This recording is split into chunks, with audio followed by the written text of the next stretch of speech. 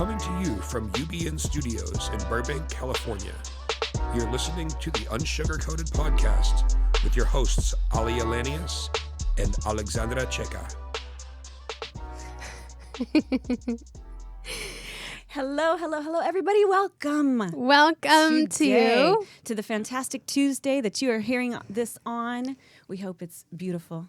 Of course it is. It's Taco Tuesday, Alia. Well, okay, so I'm Aalia and Alex. This is Alexandra Checa. And we're here to make your day just a little bit more empowered. Yeah, okay, so we have to talk about this. It's a lot. Well, we have... I was reading an article, or no, actually, I saw an IGTV. Excuse me. Yes, I saw an IGTV video, and we're going to talk about the worst proposal ever. This gentleman decided that it would be a great idea to stage a fake robbery in a liquor store while he's with his girlfriend, or and so the guy who's robbing the store, like, eventually comes over. The woman is crying. He's like, are you guys together? And she's like, I have. And, and she's like naming off her children, their ages, and she's in tears. And then he's like, well, why aren't you guys married? And hands over a ring. And then the guy turns around and proposes to her. What in the world made this guy think that was the way to go? Like, #fail, dude. Hashtag fail. And you can tell the wife obviously loves him, because I would have said, try again next time in like a better setting where I don't feel like someone's going to kill me. Right, because I feel like that's kind of was part of the plan, maybe, where he was like, if you didn't die, so hey, might as well marry me. But we have to say that the fake robber had a fake gun, which if you think you're being robbed, you don't think if the gun is real or not. It's just a gun, right? And she's she's on the floor crying, naming her kids. She's like, I have kids. And it's horrible. And then how do you transition into, oh, hey, really, I'm not here to rob you or take your life. I'm just here to help your boy propose to you. I really was baffled by this. But, it made me think about you, because on our last episode, you shared that you just found your venue. You are soon to be married by the end of 2020. Alexandra, please tell me, how has this experience been for you? It's been great. And I didn't get proposed by a fake robbery, which is why I'm engaged, because I said yes. No, but I got engaged 2 years ago. I was really, really young. I was 23, and I was not ready to get married or anything like that at all. Which I think is so weird, because I was married at like 18. So when you say that, I'm like, yeah, kind of. But that didn't work out, so I agree with you. I do agree that 18 was not necessarily. Yeah, I don't think it's ready. I don't think you're ready. And I definitely was not ready when I was 23. Like, not even a lot. I didn't even know if I wasn't ready. Yeah. And then I was going through like a little crisis, because I had no clue what I believed in. Like, when I got proposed to, I was like, wait, do I actually believe in marriage? I have no clue. Wow, I kind of like that. That's cool. We got to dig deeper into that a little bit, because you were not the girl. We've talked about this. We relate. You didn't like have the album. No. Like, did you dream of your wedding day? No. So you're figuring yourself out. Yeah, and because of that, I was like, okay, do I believe in marriage?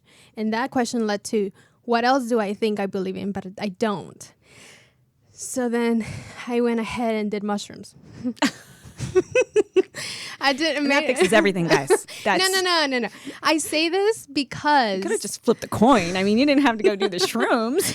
No, I did it because I was in a point in my life where I was having a little crisis. I didn't know who I was, like career-wise. I didn't know anything, and one of the things that I realized after I did mushrooms was that I had to fix my relationship with my dad. And that was the only thing, because I kept seeing in my trip, it was all about it. Anyways, 9 hours later, I grabbed my credit card and I booked a trip to Peru.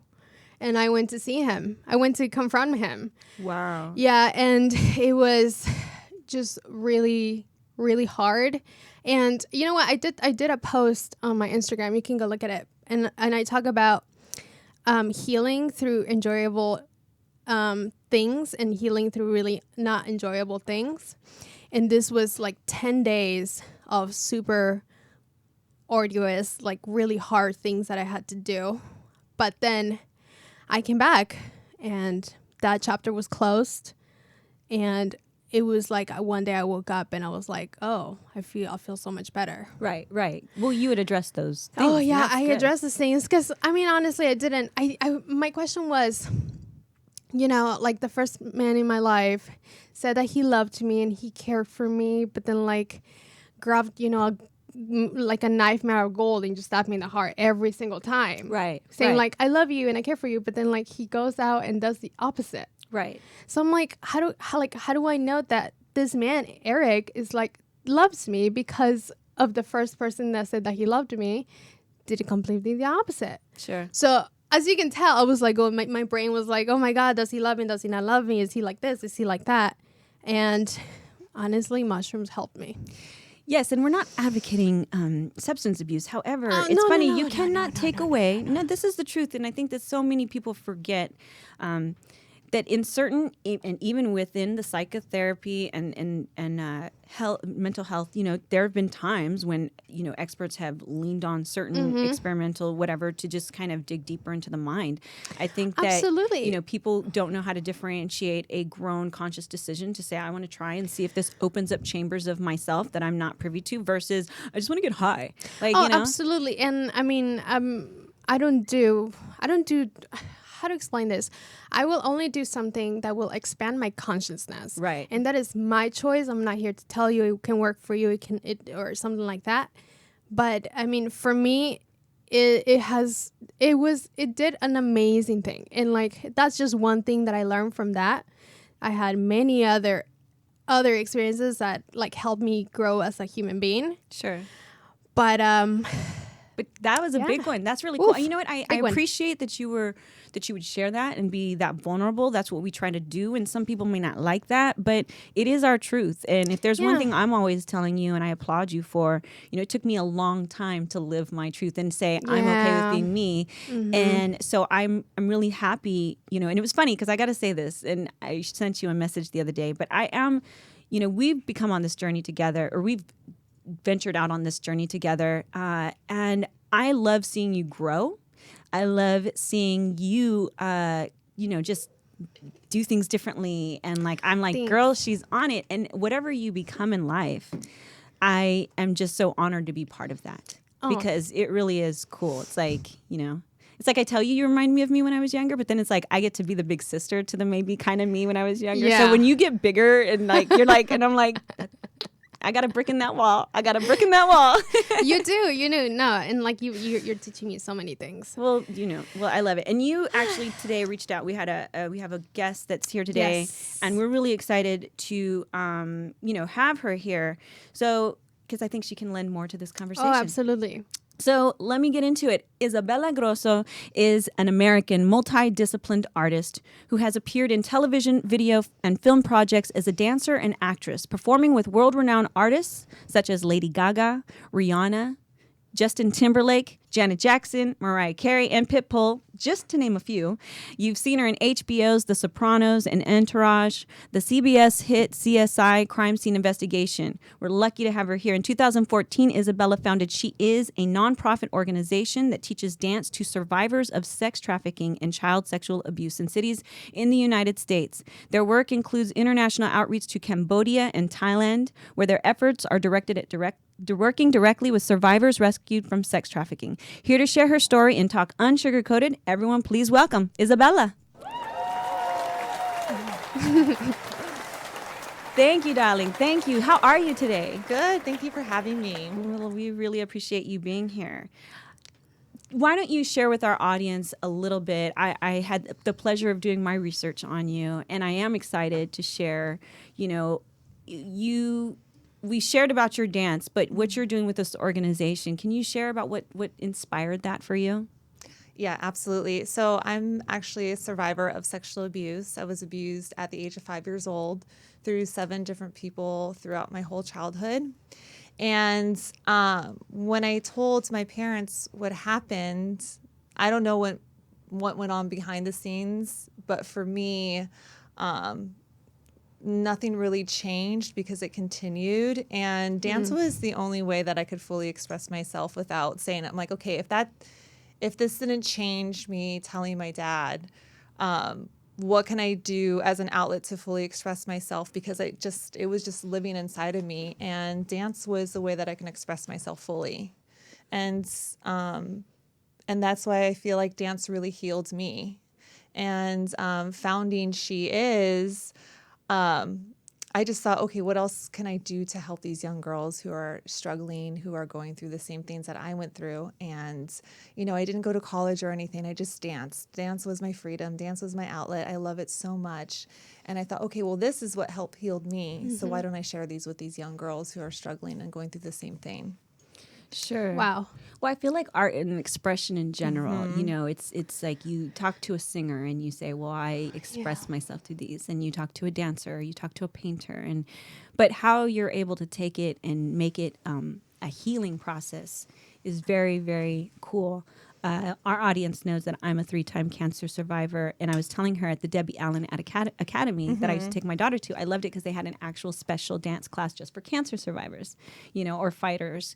And so you have found a way to weave in what you love doing and then impact lives. How has that impact, what are you seeing in your experiences with these young girls surviving these tragedies?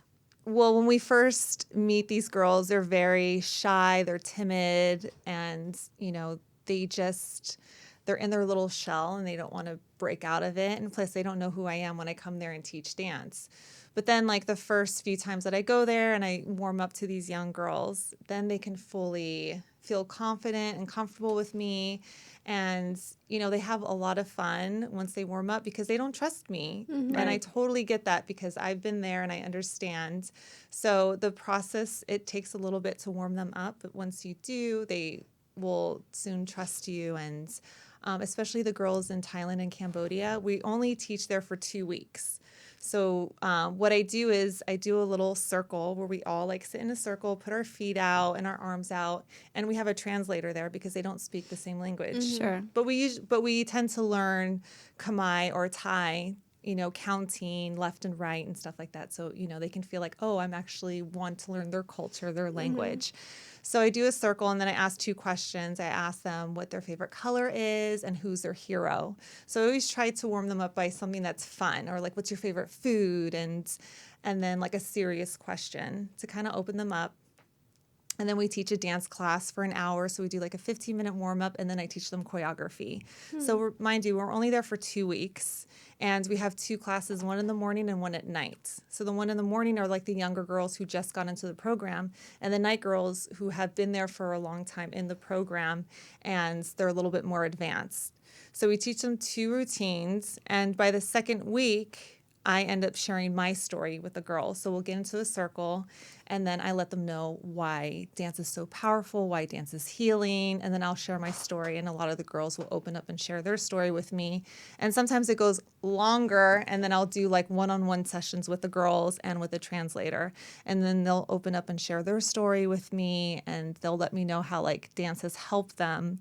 So within those 2 weeks, at the end of the week, they do a performance for the staff and the volunteers who live at this organization. And you can just see how much dance made them feel confident and comfortable and free and just laughing and just enjoying their time with us. And you just see them grow within those 2 weeks. And it's just a phenomenal experience. I had somebody recently have a conversation with me, and they didn't like the word empower. And I love this person. She's a sweetheart, but she didn't like the word empower. And I think it's truly, I told her, I think personally in her life, she's struggled to really feel empowered because you wouldn't really have an issue with the word. She says, I just don't understand what it means. And I'm like, maybe because you've really never felt it. When you hear me talk, when I hear you talk about these girls, I imagine that a lot of that confidence, that is the definition of empowerment, right? They are feeling it's funny because when I went to the Debbie Allen Dance Academy and took a class, my daughter's 12. I was taking a hip hop class with the little girls, and it's so funny because, I love it because I love dance, and I saw these little girls, man, and like it's just something about when you stomp and you put that sass into it and you're feeling it, and and it's in whatever the style is. Now you have a bunch of different styles. You don't just have one. What are the styles you're teaching these girls? We teach them jazz, pop, a little bit of hip hop, and sometimes we teach them salsa. So whatever we're feeling or whatever song we pick and the girls love, like that's what we teach. Like they really love this Latin song, Scooby Doo Papa. Yeah. You know what I mean? And I'm like, what? You guys know this song? And this was in Cambodia, and they only know Khmer. So when I played that song, and after I'm done with the dance class, I do a circle and we all hold hands and like we run around and we all go together and like we cheer each other on, and then I'll put a song on and I'll put that song and they just love it. So it's just crazy how like from Spanish to Khmer and they just know all the words. Right. So it's so cute. That's amazing. I think so. Isabella and I met through La Descarga. La Descarga is this Cuban speakeasy in Hollywood. You haven't been. It's amazing. And I have to say, like, there are so many dancers there. But, like, I remember we were watching. There were multiple performers there.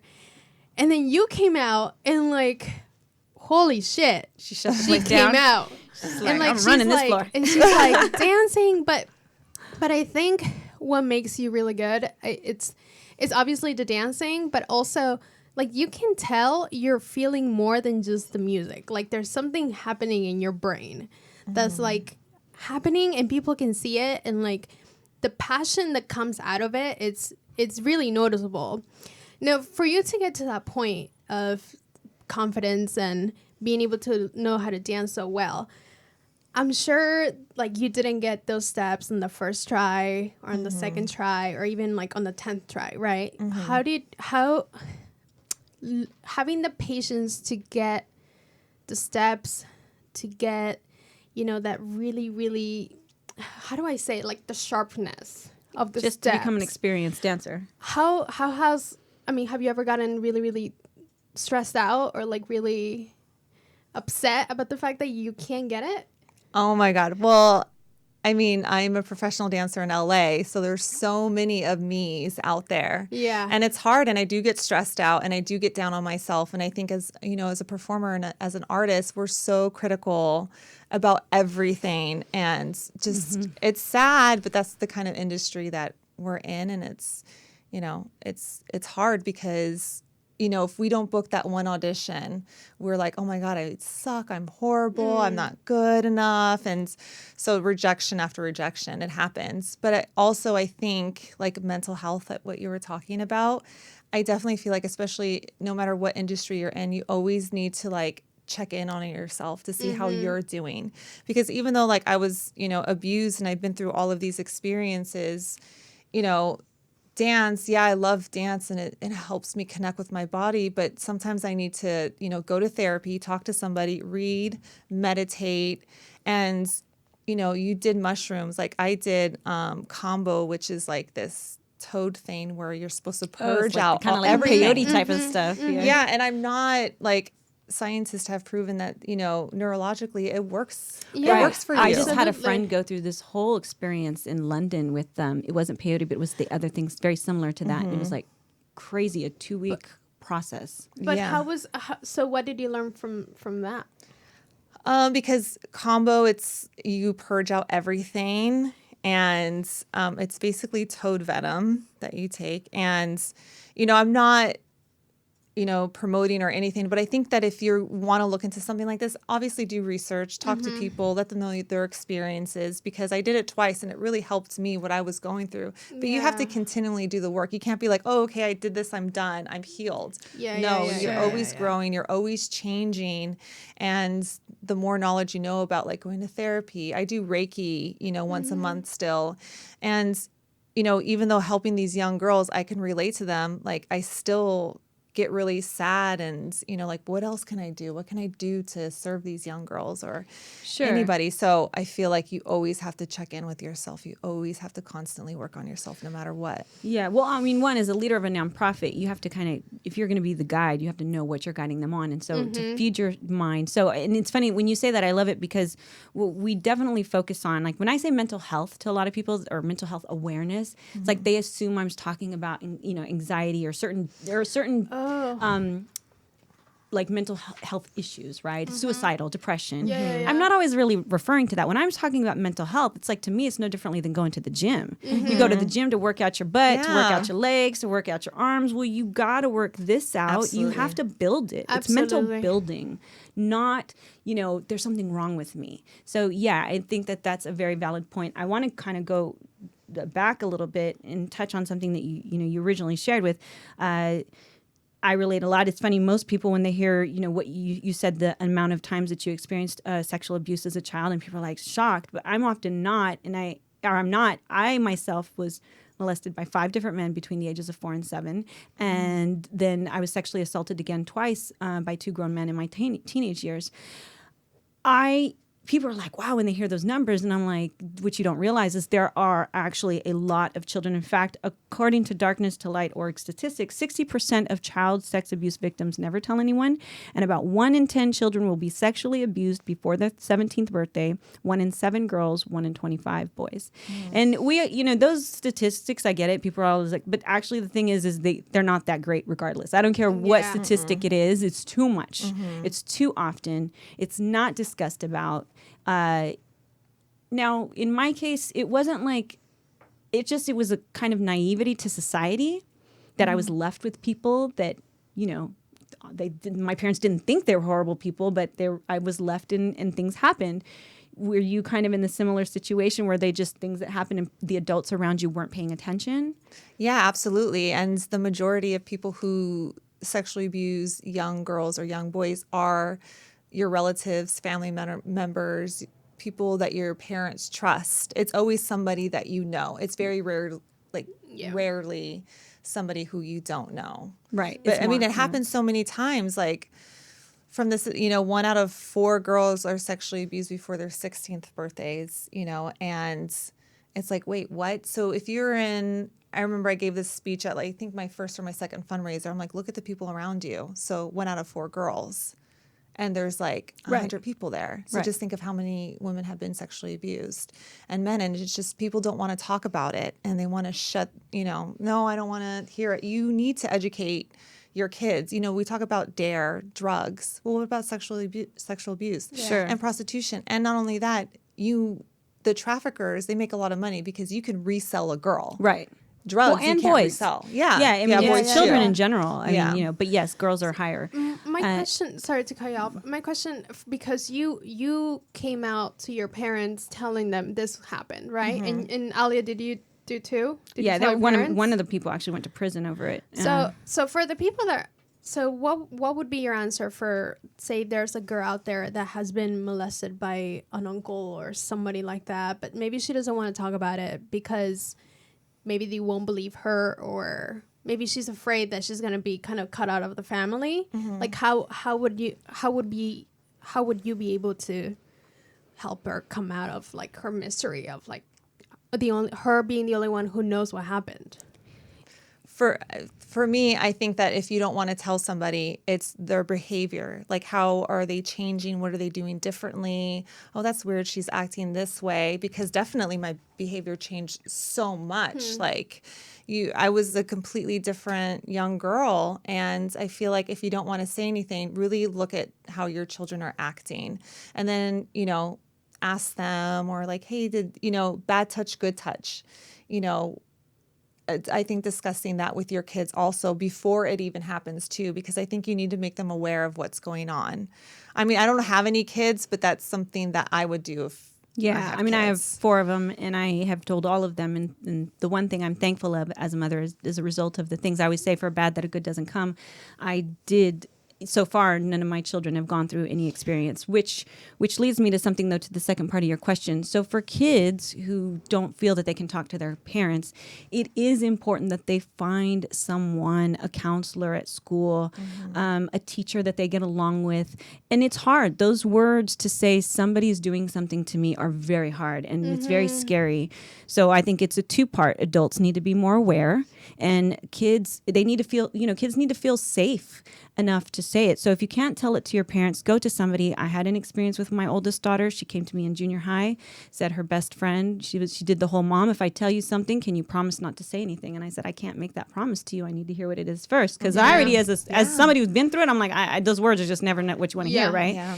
Turns out her best friend was being sexually molested by her stepfather since she was 7 years old. These girls were in middle school, and I did have the police. I called the police. That man went to prison for several years. The mother went to prison as well because she knew. Yeah, see, and this was a child that my daughter had repeatedly asked, can I go spend the night at my best friend's house? I'm like, no, I don't know the people in that household. And my daughter used to say, Mom, you're being so crazy. And he's not a pedophile. And when it all came out, my daughter came to me and she was like, Mom, you were right. And I was like, I didn't want to be right. Yeah. I didn't want to have to mistrust somebody, but I love you and I'm going to protect you. And if you hate me for a minute, that's okay. I used to tell my kids, I will sleep quite well at night knowing I protected you, or at least put a good effort in, right? I love that. So I just got to say, but for children who don't feel that, because you can't always talk to your parents. Yeah. You've got to look for somebody. Don't be afraid to look for somebody who will believe you, because I think that's key. Yeah, absolutely. Yeah, and so I want to talk about some of the emotions. So some of the emotions that I'm sure we can relate on. What did you grow up with? How old are you now, if you don't mind me asking, or if you will share? 34. You look beautiful. You're 34. Okay. I think it's, I don't think people understand getting older is kind of cool because you really, one, you're here. And then two, you learn so much, right? So like the 25-year-old self of, Isabella, what were the emotions that you were dealing with, and how have they changed through dance? Oh my God. Wow, that's a very interesting question. I've never got asked that before. 25. Okay, well, being abused, I definitely spiraled down from a lot of experiences. I tried to commit suicide twice when I was 15. My parents were never around, so I kind of clutched onto my cousin who got me into stripping at 16 years old. So I started stripping. She said that I would stop at 18 years old, and I was going to school. So I was a junior and senior in high school. And then after, when I was done in school, she would take me to the club, work. I would give her my money. And so I kept giving her my money, later finding out now, because when I started doing She Is, I would go to sex trafficking meetings and try to really educate myself about, the numbers and the statistics and what's going on and why, and pimps and all the terms that they use. I'm like, oh my God, my cousin was my pimp. Right. Yeah. Well, when you were saying it right now, I was like, in my head, I'm like, she was your pimp. Because I understand that. Yeah. So, I mean, I couldn't get out of the industry, because I started right when I turned 16, that was all I knew what to do. Yeah. And and I say this a lot. When I was 16, I was in the club, and it was a horrible, gross strip club that I worked at. And she dropped me off, and I go to the back, and the guy's like, okay, I'm going to call you up in a little bit, just, change and get ready. So I'm in this garage looking dressing room where the floor is cement. There's this bench and a cracked mirror. And I sat there for a second. I'm like, why me? I grew up as a professional dancer, listening to ballet, love classical music and, Vivaldi. And my dad, I grew up in a Buddhist temple, meditation, all of that. So I'm like, why am I here? And I felt something come over me and say, you're here for a reason. There's a bigger purpose why you're here. I felt that something come over me, and I was like, okay, so I'm here because I have something that I need to share with the world. And then they called me. They're like, hey, my stripper name back then was Natasha. They're ready for you. And I took a deep breath and I went out there. And for some reason, that kind of I don't know what it was, God, the universe, something just came over me and was just you have a bigger purpose in life. So from then on, I was in the industry for so long, they kind of became my family. We kind of looked out for each other. And finally got out of the industry because I couldn't take it anymore, because I wasn't who I was. And I was like, I need to get out of here. Why am I here? And I finally got out of the industry. I became a board member to Women Empowered because I wanted to meet other women who just needed to find like a sisterhood or something like that and then I became a board member there. I met a lot of women, and then I would volunteer, mentor, and then that's how I knew, like, I want to start my own nonprofit. That's amazing. So there's two things I have to say, because for our audience, like, look, this is what we want to do. We want to jar people out of their traditional thinking, because I have things in my past that I'm like, okay, I really could have missed that part, but it taught me something, you know? You wouldn't be able to relate to the demographic that you do, and I say this working with sex trafficking victims, especially sex trafficking victims, you wouldn't be able to, I think, have the impact. You're more qualified. Some people will say, well, you know, can look down their nose, but I don't really give a shit, because you can turn to that person and say, I do know what you're dealing with to some extent. You know, I know what it's like to be so completely vulnerable, literally, and naked in front of everybody, literally. And like, that is something that I think makes you more powerful at this stage in your life. So when you say things like, I have a purpose, it's like, to me, you know, it's like, yeah, your purpose was to gain that knowledge. Yeah. Right? Yeah. Because you will empower other people by seeing that you can get out of it. I just, you know, I've dealt with a lot of people who have a lot of negative comments, and they don't. I had a stepsister who ran away when she was a teenager, and she was pulled into a truck driving ring of human sex trafficking. Yeah. And she was taken across the country by truckers, as just passed from one to another. And you know, when I was a kid, it was just like, and I'm going to tell you what my family reaction was. We can't have her here. She's this.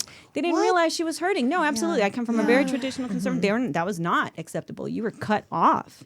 So I think that it's very, you know, and it's easy for people to look back at things that we do and say, well, they can judge it. But if you don't understand, you know, what good has come out of it, then, you know, that's on you. But I love that you do that. And I really want to say that for our audience, to like, that's amazing that you can come from that. They go through that and then turn it into something so positive now.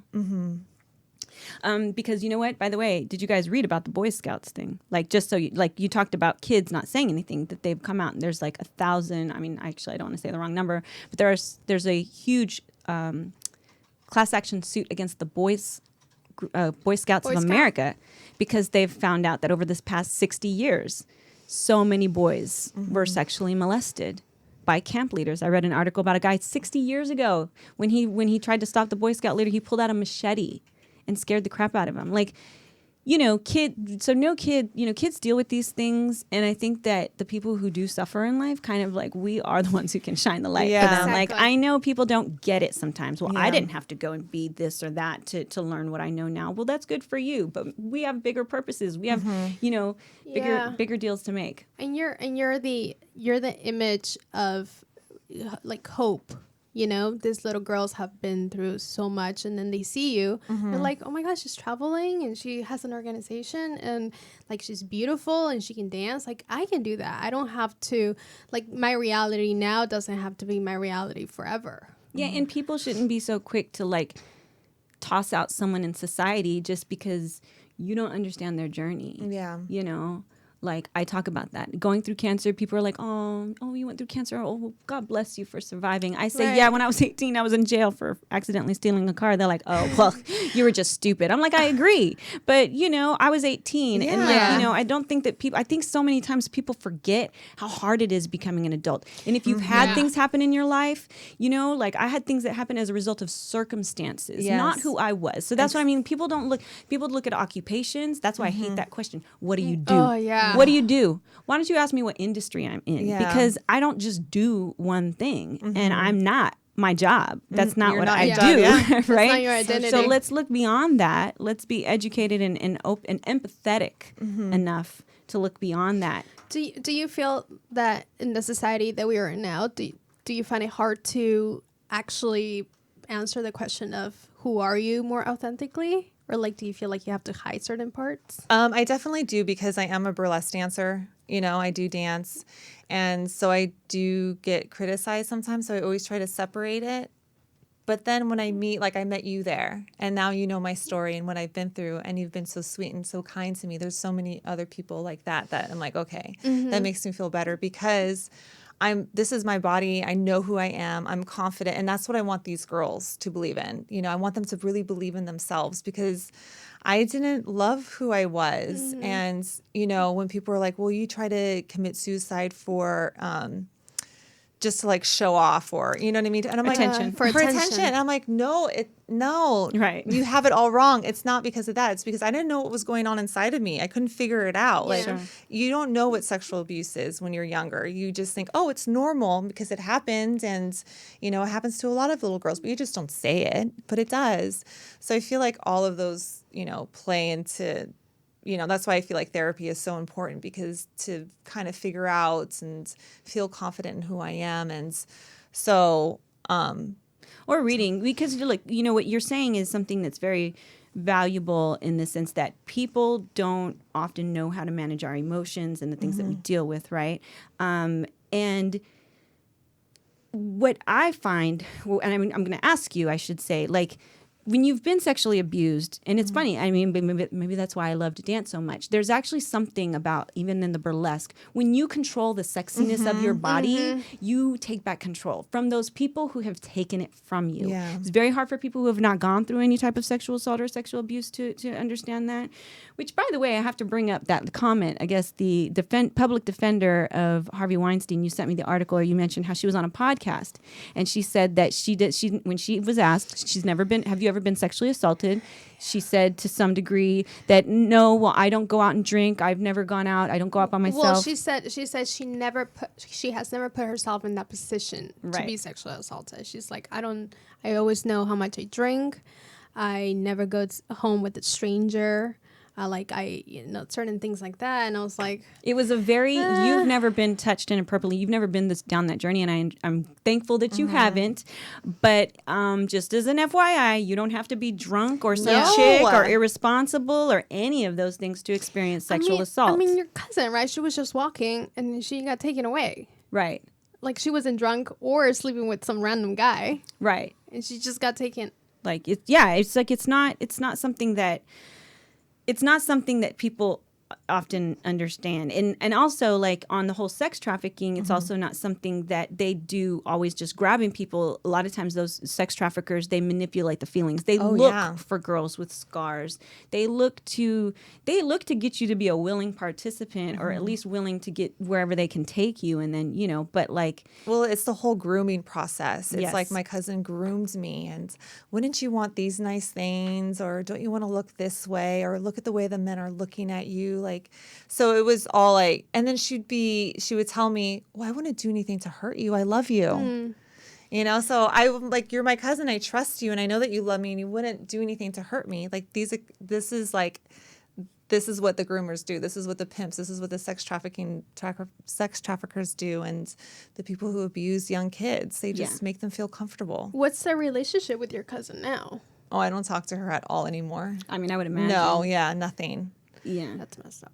Yeah, I mean, that's definitely a lesson. And it is true. It's like, you know, some people always, they're like, your family is everything and there's nothing blood. And I'm like, I'm going to tell you the truth. I've had actually my family members be the most horrific to me in some cases. And that's why I do call my sisters from my friends. My sisters are my friends. My family, my friends are the family that I've chosen. Yeah. You know, because not everybody can recognize at an early age that just because someone is related to you doesn't necessarily mean that they're healthy for you, good for you, or have your best interest at heart. So, you know, so tell us, okay, so now, you know, what is your call to action to society on these topics? And you have this wonderful organization, you know, one, how can people support what you're doing?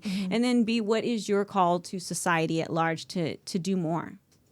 Wait, what was the first question? Sorry. First one, how can people support your organization? Well, they can support us by volunteering or being a sponsor, or, you know, we hold dance workshops and like fitness things, always for your mind and body to connect. And if they want to come out and support to our fundraisers, they can definitely find us at sheis_powerful or www.sheispowerful.org. Right. Okay. Yeah, because you know what? I actually met a woman who works with an organization, and I'm just saying this because Thailand, Cambodia. So their organization goes in and extrapolates or takes out the kids that have been taken. She says that they can't really do that in the U.S. There's a lot more red tape. They have, you have to wait around for the FBI and an inner agency, build a case.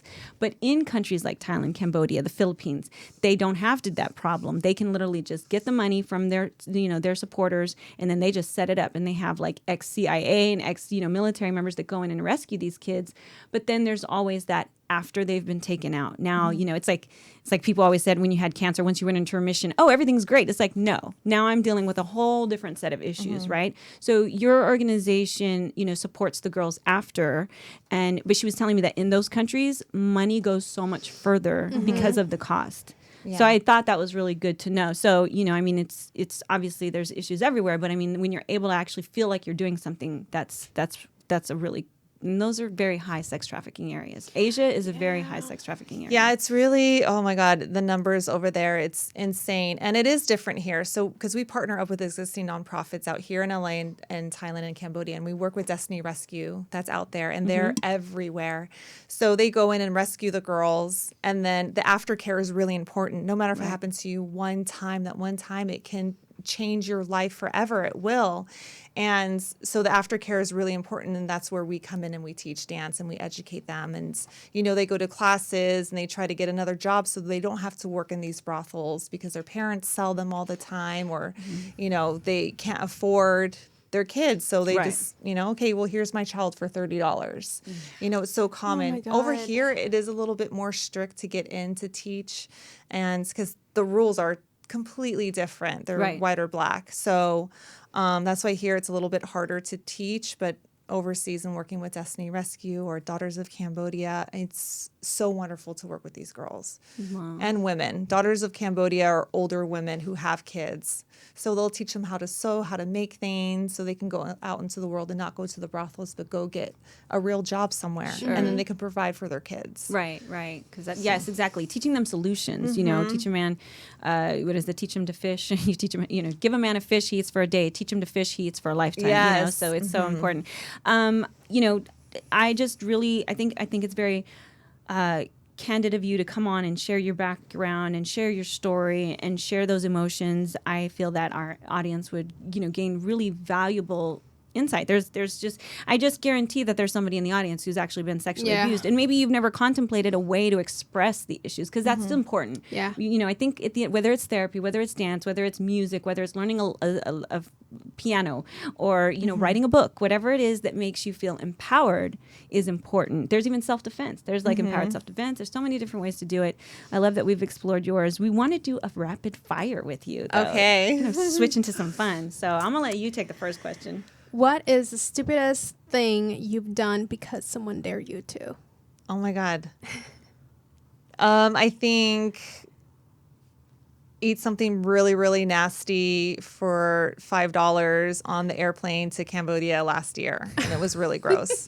I'm vegan too, so that's why I was like, I don't know if I want to eat it. But yeah. Oh my gosh. Okay, life lesson you would pass on to your children or favorite human? Favorite human? I have to say one of my best friends, Erin, right now, she is my hero, and she's been through a lot. She's part of my organization, and I'm living with her right now through a breakup, and she's just really showing me support and how to really love yourself in a relationship. Oh, awesome. So she's giving you the life lesson. Awesome. I love it. Okay. Right. Tell me one virtue and one flaw. One virtue. I don't know but I can name a flaw. So typical. I'm so self-critical. So typical. I'm resilient. Hello. Can I help out in this fast rapid fire? Resilient, girl. And what's your flaw? Oh, my flaw. Self-critical. There you go. That's a very big flaw. I don't like it. What are you freakishly good at aside from dancing? Okay. Besides, I'm a writer. Okay. Oh, she is really good writer. Yeah. I thought you were gonna say stuff. I mean, I wasn't trying to be like. I was just gonna say sex. I don't know why that. I'm freakishly good at. That would have been amazing question. And she said it like with a really serious face. She's like, I'm really good at sex. Do you have tattoos? Yes, I do. Tell us one. What? Tell us what it means. One of them. One of them.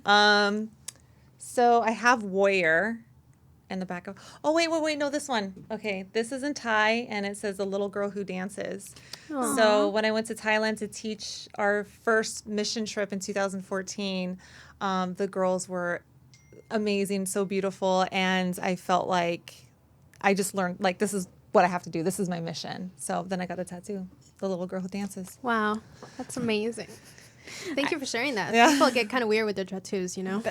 I love tattoos. I grew up in a family where it was like, don't ever get a tattoo. And then I learned it's another form of expression. Yeah. You know what? I'm 25 and I got a tattoo maybe 2 months ago. And I still have not told my mom because I'm really afraid she's gonna whip me. Yeah, and I'm like I've seen her and I'm like, hey mom, what's up? I have it in my arm. She's like, what?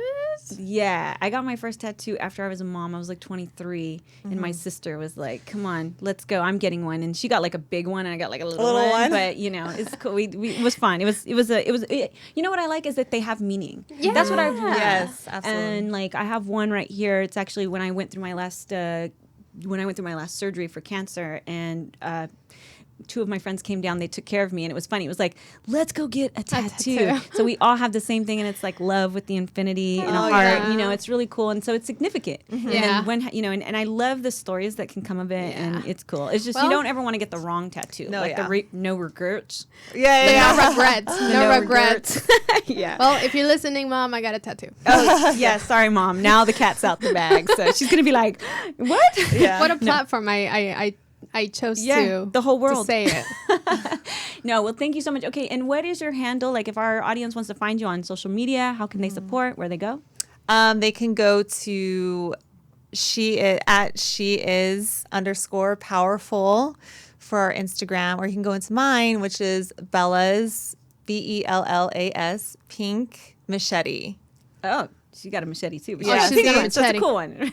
But it means like tear down obstacles. No, So- I love, of course. I love of course. that. I love that. Yeah. And I mean, this is why we just get excited about the guests that we bring. This is why the audience, you need to go on, comment, rate, subscribe, and share. And review it because we really, really, really want to listen to what you want to say. Yeah, and we have a little test. We do want to hear. Listen, if you're an audience member and you're hearing it, and you have experienced sexual abuse, you know, please feel free to send us. You can go to the website www.unsugarcoatedmedia.com. You can reach out to Alexandra and I directly on Instagram. We never share any identities, but we would love to support and hear how it touched you. Did you like it? Did you not? Did you think we were crazy? Just tell us what you think, because we do want to know.